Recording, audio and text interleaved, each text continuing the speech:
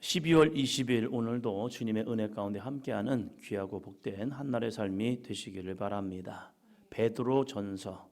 이제 고난이 그들에게 왔고 더 큰 고난이 올 것입니다. 고난을 만날 때 어떠한 믿음의 자세로서 이 고난을 받아들일 것인가? 고난을 도망칠 것인가? 아니면 고난을 향해 나아갈 것인가?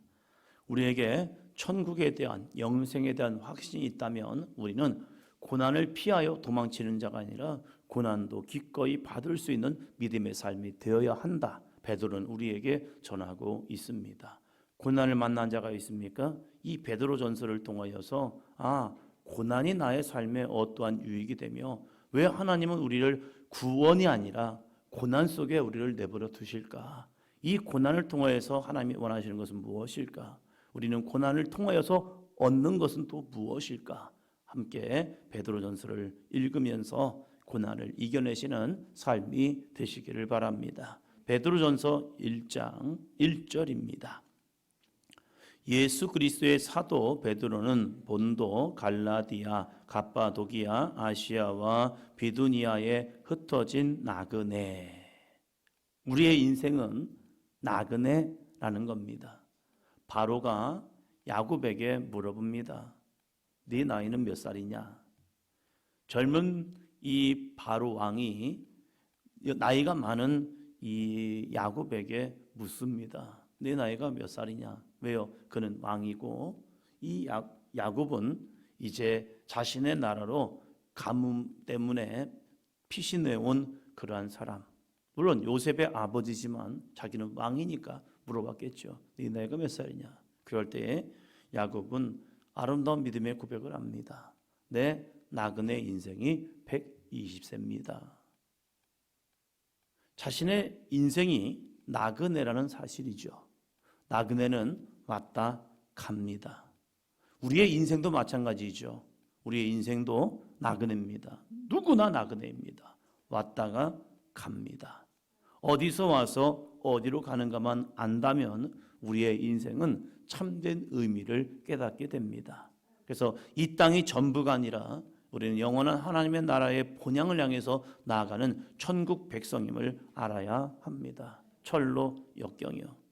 우리가 하나님의 나라를 향하여 나아가는 나그네 인생, 그 인생을 깨달으면 이 땅에 굳이 많은 미련을 두고 살지는 않습니다.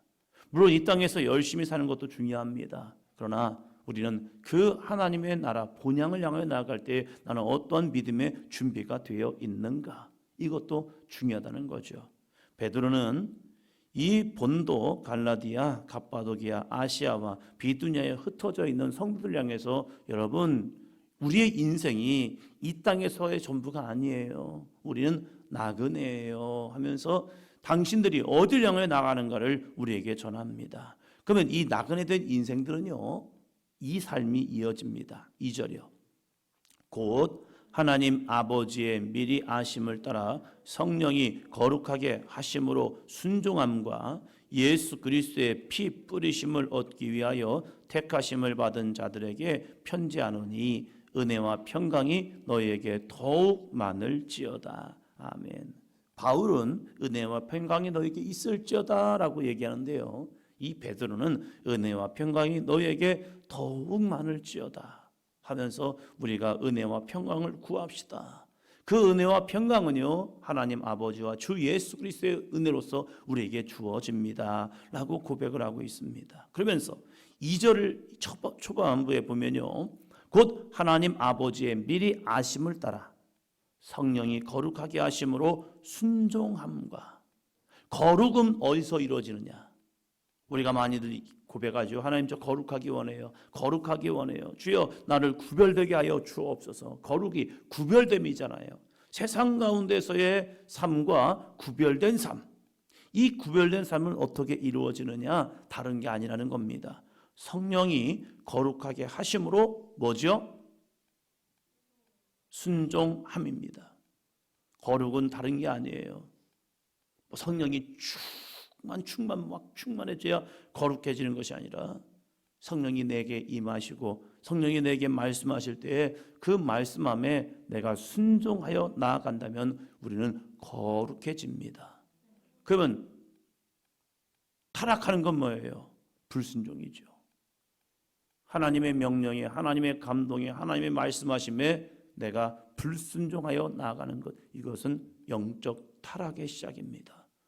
순종은요, 하나님을 기쁘시게 하는 겁니다.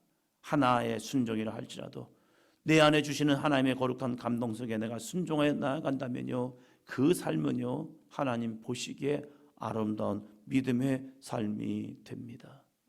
내게 주신 감동, 그걸 소멸하는 자가 아니라 그 감동이 있다면 하나님, 오늘 내가 힘들고 어려울지라도, 한 과부에게 성령의 감동이 들어왔습니다.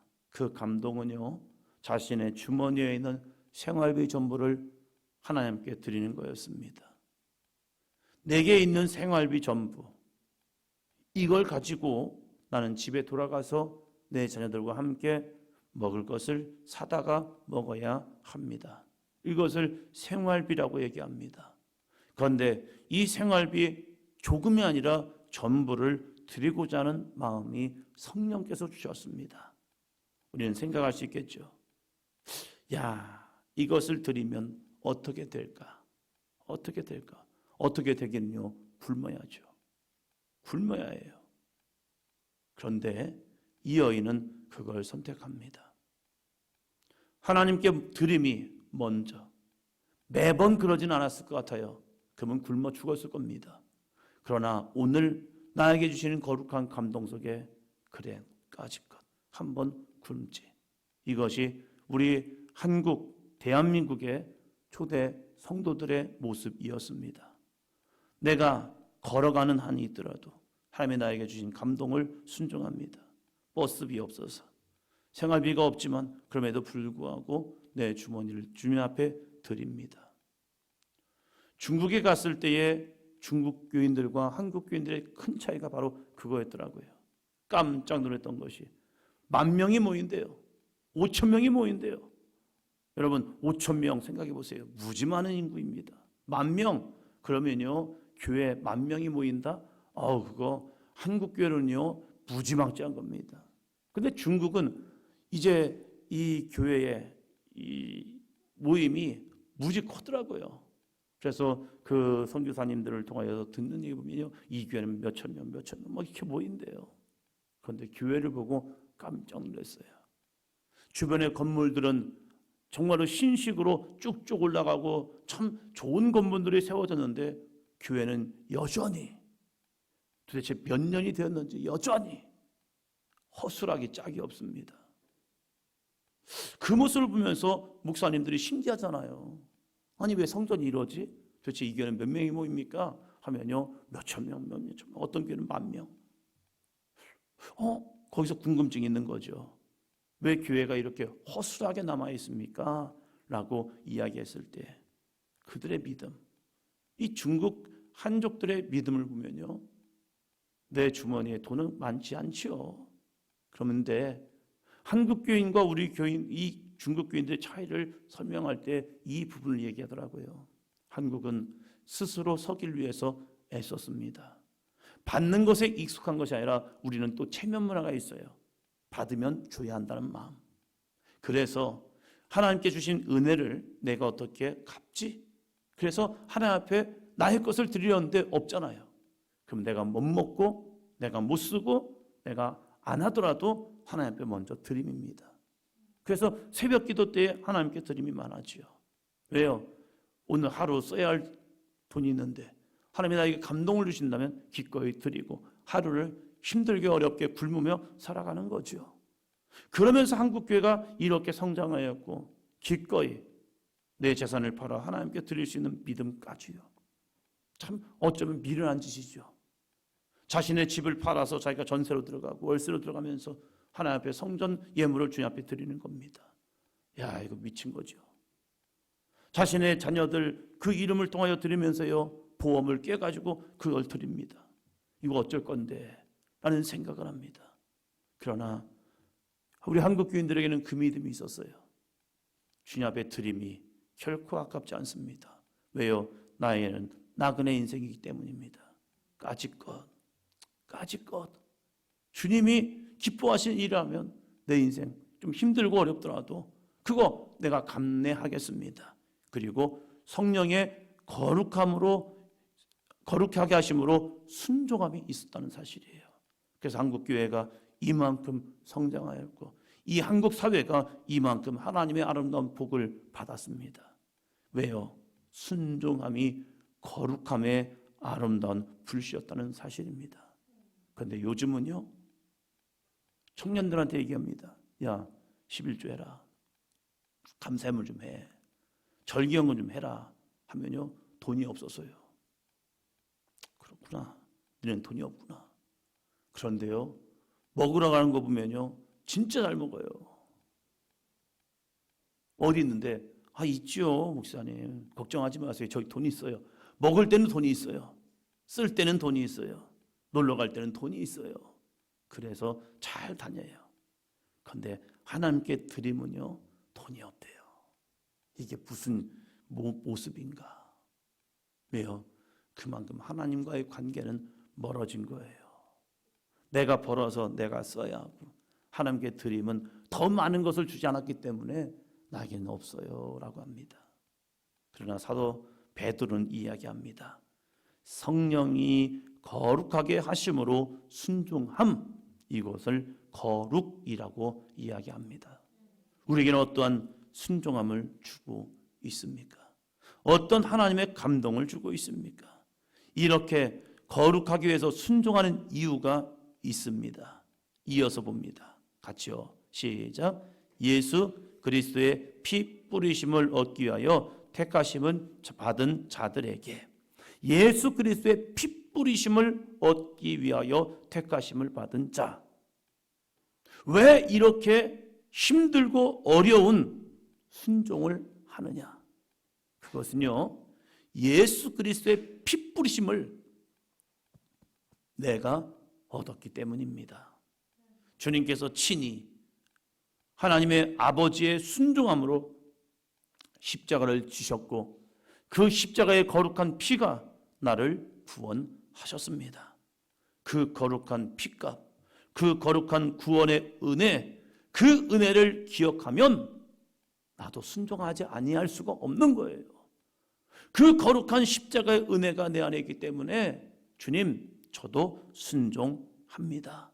이 믿음까지 자라나는 겁니다. 그러나 그 핏부림의 은혜가 어느 순간에 내 마음에 멀어지니까요, 순종은 그저 부담스러운 것밖에 되지 않는다는 겁니다. 사랑하는 성도 여러분, 예수 그리스도의 피 뿌리심으로 우리는 구원받은 믿음의 자녀가 되었습니다. 그 은혜를 날마다 기억하며 나아가는 삶이 되시기를 주의 이름으로 축원합니다. 그렇게 살면요, 또 다른 소망이 생깁니다. 잘 먹고 잘 살아야지라는 그런 소망이 아니라 한 가지 소망이 생겨요. 3절이요. 우리 주 예수 그리스도의 아버지 하나님을 찬송하리로다. 그의 많으신 긍휼대로 예수 그리스도를 죽은 자 가운데서 부활하게 하심으로 말미암아 우리를 거듭나게 하사 산 소망이 있게 하시며. 무슨 소망이요? 산 소망이요. 살아있는 소망이요. 이 소망이 뭔데요? 천국에 대한 확신입니다. 이 믿음이 바로 성령이 거룩하게 하심을 통하여 순종함과 예수 그리스도의 피 뿌리심을 얻기 위하여 택하심을 받은 우리들에게 이 산 소망이 있다는 거예요. 순종하지 아니하는 자는요, 산 소망이 없기 때문입니다. 예수 그리스도의 피 뿌리심을 경험하지 못한 사람에게는요, 십자가는 그저 죽음인 것 같습니다. 그래서 무섭고 힘들고 어려워서 나에게 맡겨진 십자가를 지려하지 않습니다. 그러나 산 소망 되신 예수 그리스도, 십자가로 끝나지 아니하시고 부활의 영광으로 나타나사 우리에게 구원의 소망을 주신 예수 그리스도를 믿는 그 사람에게는요, 산 소망이 있습니다. 우리는 다른 소망이 아니에요. 내 인생이 내년에는 더 잘 될 거야. 2024년도에는 나에게 대박나는 인생이 될 거야. 이러한 소망이 아니라 예수 그리스도를 통한 구원의 소망, 영원한 천국의 소망, 영원한 구원의 소망. 주여, 나는 나그네입니다. 나그네된 인생 속에서 지옥 멸망으로 가는 것이 아니라 영원한 천국으로 인도하시는 주 예수 그리스도가 내 안에 소망 되십니다. 이 거룩한 소망 붙들고 2023년도를 마감하시고 2024년을 준비하는 저와 여러분이 되기를 주의 이름으로 축원합니다. 기도합니다.